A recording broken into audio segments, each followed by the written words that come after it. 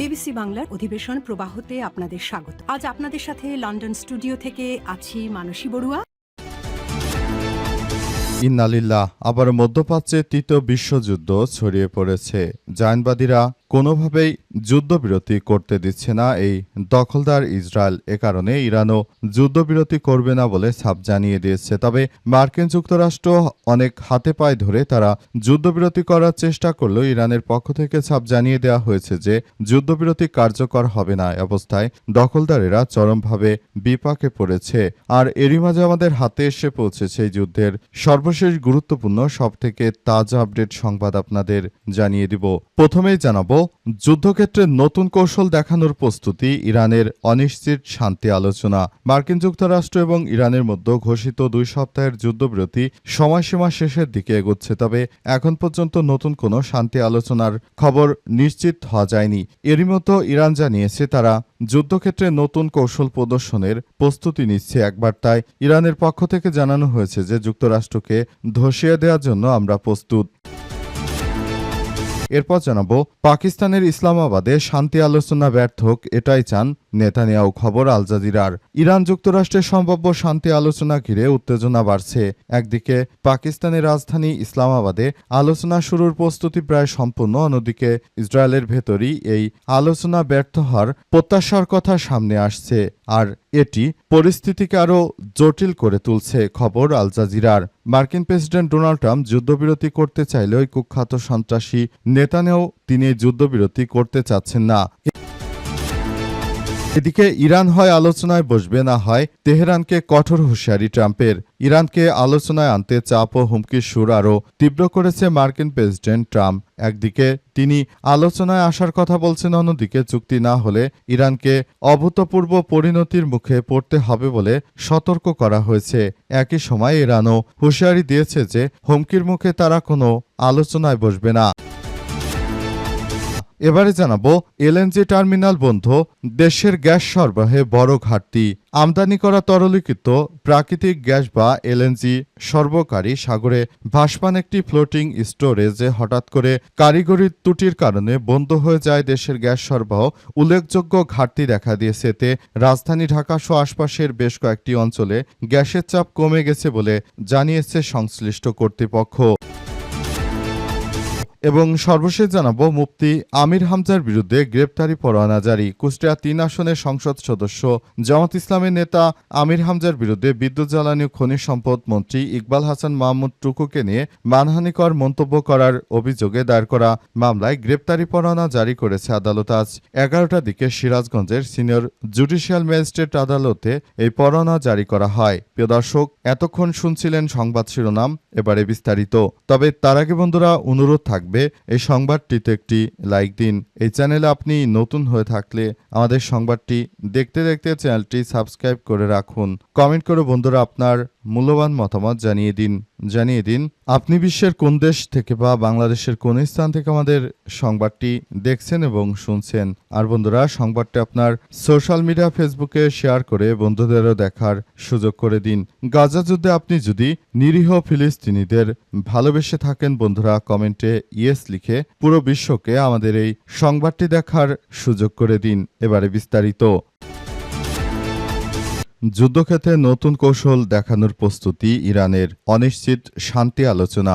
মার্কিন যুক্তরাষ্ট্র এবং ইরানের মধ্যে ঘোষিত 2 সপ্তাহের যুদ্ধবিরতির সময়সীমা শেষের দিকে এগোচ্ছে। তবে এখন পর্যন্ত নতুন কোনো শান্তি আলোচনা নিশ্চিতের খবর পাওয়া যায়নি। এরই মধ্যে ইরান জানিয়েছে তারা যুদ্ধক্ষেত্রে নতুন কৌশল প্রদর্শনের প্রস্তুতি নিচ্ছে। ইরানের পার্লামেন্ট স্পিকার সামাজিক যোগাযোগ মাধ্যম এক্সে দেয়া বার্তায় জানিয়েছেন গত 2 সপ্তাহ ধরে দেশটি যুদ্ধক্ষেত্রে নতুন কার্ড দেখানোর প্রস্তুতি নিয়েছে। তিনি আরও উল্লেখ করেছেন, হুমকির মুখে কোনো ধরনের আলোচনা গ্রহণযোগ্য নয়। অন্যদিকে যুক্তরাষ্ট্রের প্রেসিডেন্ট ডোনাল্ড ট্রাম্প জানিয়েছেন যে কোনো চুক্তি করতে তিনি চাপের মধ্যে নেই। চলমান 2 সপ্তাহের যুদ্ধবিরতির মেয়াদ শেষে যুদ্ধের সম্ভাবনা খুবই কম। এদিকে মার্কিন গণমাধ্যম খবরে প্রকাশিত এক প্রতিবেদন থেকে জানা গেছে যে যুক্তরাষ্ট্রের ভাইস প্রেসিডেন্ট জেডি ভ্যান্স মঙ্গলবার পাকিস্তান সফর করবেন এবং তিনি এই যুদ্ধ কিভাবে বিরতি করা যায় সেসব বিষয় নিয়ে তিনি কথাবার্তা বলবেন ইরানের সঙ্গে এবং তিনি চান যে একটি সুন্দর প্রক্রিয়ার মধ্য দিয়ে যুদ্ধবিরতি সম্পন্ন হোক। তবে মার্কিন যুক্তরাষ্ট্র চাইলেও দখলদার ইসরায়েলের প্রধানমন্ত্রী বেনিয়ামিন নেতানিয়াহু তিনি আসলে যুদ্ধবিরতি করতে চাচ্ছেন না বলে বিভিন্ন সূত্র থেকে উল্লেখ করা হয়েছে। পরিস্থিতি যতই জটিল আকার ধারণ করুক না কেন সবকিছুর জন্য এখন থেকে জায়নবাদী দখলদারেরা দায়ী এবং তাদেরকেই সমস্ত দোষ দেওয়া হচ্ছে বলে বিভিন্ন মিডিয়ার বরাত দিয়ে সব তথ্য জানা যাচ্ছে। এবং এই যুদ্ধ যদি বিরতি না হয় তাহলে ভবিষ্যতে পৃথিবী তৃতীয় বিশ্বযুদ্ধের দিকে চলে যেতে পারে। এই আশঙ্কা থেকে মূলত মার্কিন যুক্তরাষ্ট্র আসলে এই যুদ্ধবিরতি করতে চায়। মার্কিন যুক্তরাষ্ট্র আরও চায় যে দ্রুততম সময়ের মধ্যে যুদ্ধবিরতি কার্যকর করা হোক, তা না হলে ভবিষ্যতে আমাদের জন্য আরও ভয়াবহ একটি পরিস্থিতি হয়তো অপেক্ষা করছে। এজন্য যুক্তরাষ্ট্রের ডোনাল্ড ট্রাম্প এই যুদ্ধবিরতি করতে এত মরিয়া হয়ে উঠেছেন। ইসলামাবাদে শান্তি আলোচনা ব্যর্থ কেন, এটাই চান নেতানিয়াহু। আল জাজিরার বিশ্লেষণ।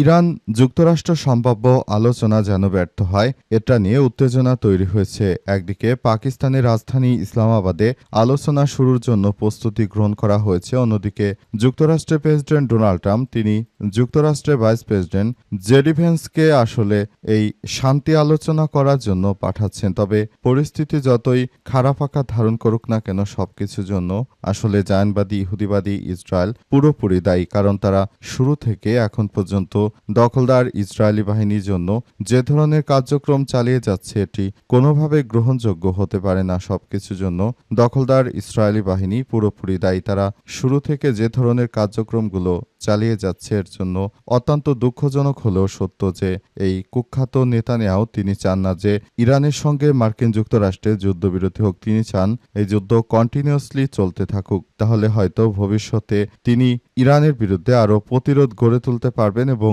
ইরানের যাবতীয় স্থাপনা সহ সামরিক সক্ষমতা আরও অনেকাংশে ধ্বংস করে দিতে পারবেন। এজন্য তিনি আসলে এই যুদ্ধবিরতি করতে চাচ্ছেন না। তিনি মূলত চান যে যুদ্ধবিরতি না হোক, যুদ্ধ বছরের পর বছর ধরে কন্টিনিউয়াসলি চলতে থাকুক। তবে শেষ পর্যন্ত আসলে পুরো পরিস্থিতি কোন দিকে যায় সেটি এখন পর্যন্ত বোঝা যাচ্ছে না। সবাই যার যার জায়গা থেকে ধারণা করছে এই যুদ্ধবিরতি আসলে কি হতে চলেছে, এটি এখন পর্যন্ত আসলে সেভাবে কল্পনাও করা যাচ্ছে না। আসলে পরিস্থিতি কোন দিকে যাবে, কি হবে শেষ পর্যন্ত।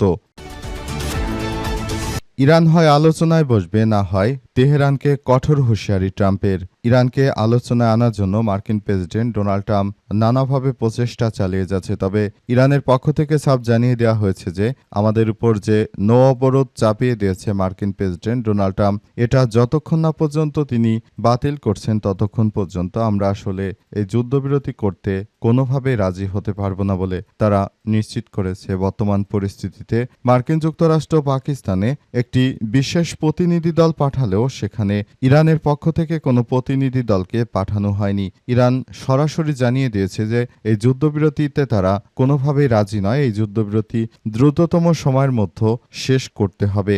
যুদ্ধবিরতি করার জন্য তারা মোটেও প্রস্তুত নয়। তারা জানিয়েছে যে আগামীতে যে ধরনের কার্যক্রম তারা চালিয়ে যাবে, মূলত এই কার্যক্রম থেকেই আসলে সবকিছু ভিন্ন দিকে মোড় নিতে পারে। পরিস্থিতি যতই জটিল আকার ধারণ করুক না কেন আমরা এই মুহূর্তে যুদ্ধবিরতি করব না, কারণ মার্কিন প্রেসিডেন্ট আমাদের উপর যে ধরনের নৌ অবরোধ চাপিয়ে দিয়েছে এটা থেকে আমরা মুক্তি চাই। কিন্তু মার্কিন যুক্তরাষ্ট্রের প্রেসিডেন্ট তিনি নৌ অবরোধ চালিয়ে যাবেন বলে ঘোষণা দিয়েছেন এবং এই পরিস্থিতির মধ্য দিয়ে আসলে সবকিছু একটি ধ্বংসস্তূপের মধ্য দিয়ে চলে যাচ্ছে। পরিস্থিতি যতই জটিল আকার ধারণ করুক না কেন মার্কিন যুক্তরাষ্ট্র যুদ্ধবিরতি করার যে চেষ্টায় চালাক না কেন সেটি কার্যকর হবে না বলে ইরানের পক্ষ থেকে নিশ্চিত করে বার্তা দেওয়া হয়েছে এবং পরিস্থিতি সেভাবেই চলছে। এলএনজি টার্মিনাল বন্ধ, দেশে গ্যাস সরবরাহে বড় ঘাটতি। আমদানি করা তরলীকৃত প্রাকৃতিক গ্যাস বা এলএনজি সরবরাহকারী সাগরে ভাসমান একটি ফ্লোটিং স্টোরেজ অ্যান্ড রিগ্যাফিকেশন ইউনিট বা এমবিডব্লিউ এটি হঠাৎ করে যান্ত্রিক ত্রুটির কারণে বন্ধ হয়ে গেছে। এর ফলে গ্যাস সরবরাহ উল্লেখযোগ্য ঘাটতি দেখা দিয়েছে। এতে রাজধানী ঢাকা সহ আশপাশের বেশ কয়েকটি অঞ্চলে গ্যাসের চাপ কমে গেছে বলে জানিয়েছে সংশ্লিষ্ট কর্তৃপক্ষ। আজ Titas gas transmission and distribution company লিমিটেডের পক্ষ থেকে পাঠানো এক জরুরি বার্তায় তথ্য নিশ্চিত করা হয়। প্রতিষ্ঠানটি জানিয়েছে যে একটি FSRU বন্ধ হয়ে যায় দৈনিক প্রায় 400 মিলিয়ন ঘনফুট গ্যাস সরবরাহ কমে গেছে, যার বেসরকারিভাবে প্রভাব পড়েছে দেশের বৃহত্তম বিতরণ নেটওয়ার্কে। Titas gas transmission and distribution company limited ওই বার্তায় বলা হয়েছে যে সরবরাহ ঘাটতির কারণে গজারিয়া, মেঘনাঘাট, সোনারগাঁও, নারায়ণগঞ্জ এবং ঢাকার দক্ষিণাংশ সহ তিতাস গ্যাস অধিভুক্ত বিস্তৃত এলাকায় স্বল্প চাপ বিরাজ করছে। এতে আবাসিক, বাণিজ্যিক ও শিল্প গ্রাহকরা গ্যাস সরবরাহে ভোগান্তির মুখে পড়তে পারেন বলে ধারণা করা হচ্ছে এবং বর্তমান এই পরিস্থিতি ঠিক কতক্ষণ পর্যন্ত চলবে সে বিষয় নিয়ে এখন পর্যন্ত বিস্তারিত কোনো তথ্য আসলে আমাদের হাতে এসে পৌঁছায়নি। তবে আমরা সংবাদ সংগ্রহ করার চেষ্টা করছি, আপনাদেরকে জানানো হবে।